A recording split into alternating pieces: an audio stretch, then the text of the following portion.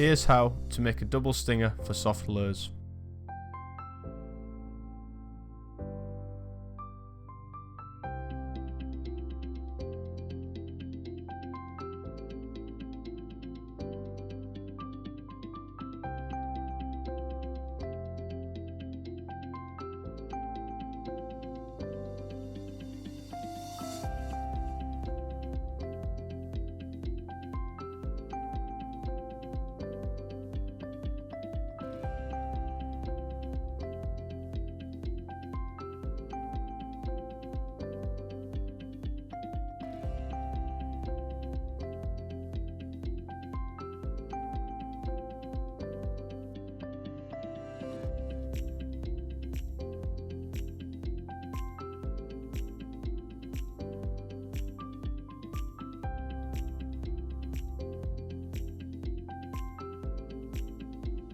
First, screw the jig head into the front of the lure. Make sure it's right in the middle of the front of the bait as well.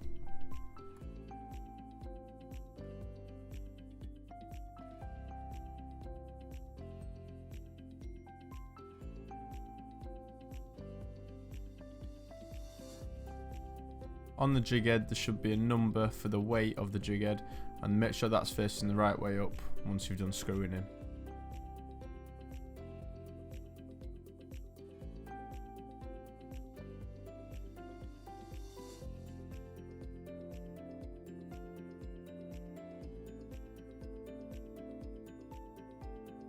Next, attach a split ring onto the bottom eye of the jig head.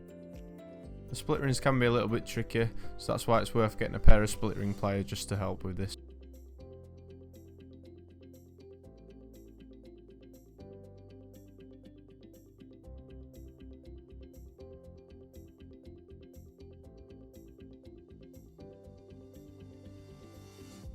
Cut a small section of wire around 6 inches. This is where your first hook will attach. Slide your first crimp onto the wire and slide the wire through the split ring.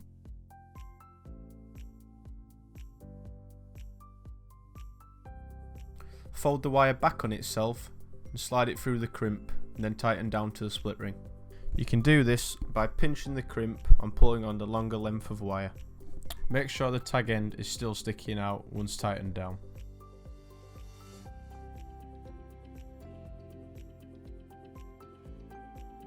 Slide the crimp into the trough of the crimping tool and push down hard with 2 hands.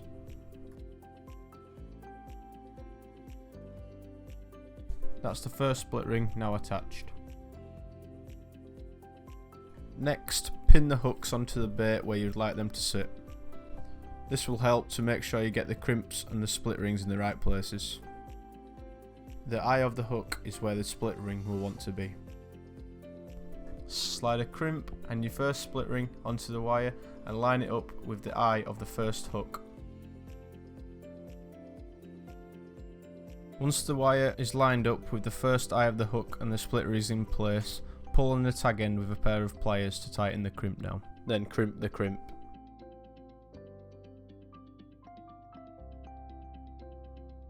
Snip the tag end off with a pair of wire cutters. You can then remove the first hook. That's the second split ring now attached, and this is where the first hook will sit. Cut another section of wire, this time around 8 inches. Slide a crimp onto the 8-inch wire and slide it through the new split ring. This will probably look like it's too much wire, and quite frankly it is, but it's better to have too much than not enough. Once you get used to making this, you can probably shorten the 8-inch down to about 4. Make sure to keep the crimp behind the split ring and fold it back on itself and back through the crimp.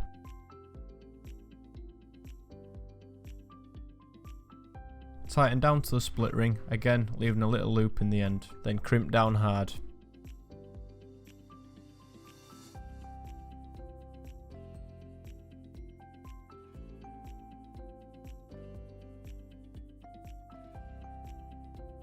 That's the second part of the trace, now attached to the front of the trace.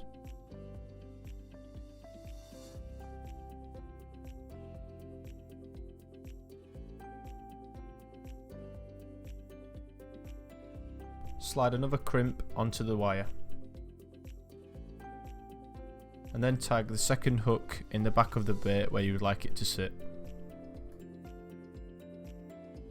If you realise that at any point the wire is too long, just cut some off. That's what I had to do. Then line up the crimp with the eye of the hook. Hold the crimp in place with your fingers and thread the hook on. Do the exact same thing that you did with the split ring, except instead of the split ring, you're using the hook. Tighten the crimp down to the hook so that it's in the correct position. And then crimp.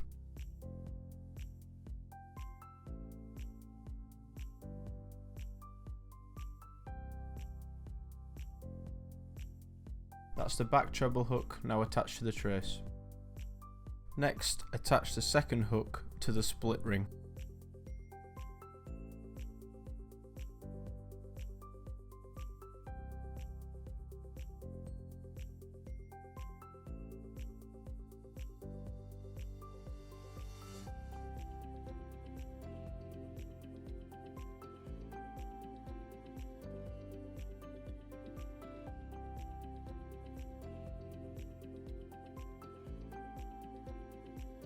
You could just use the trace like this if you wanted to, by just pinning one of the points of the hooks in the bait, but I like to take it one step further.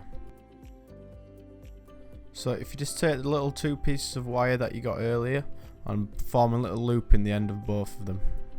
You can do this with some pliers.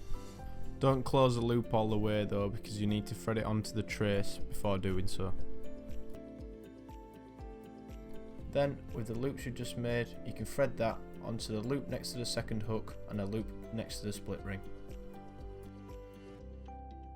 You can then close the gap.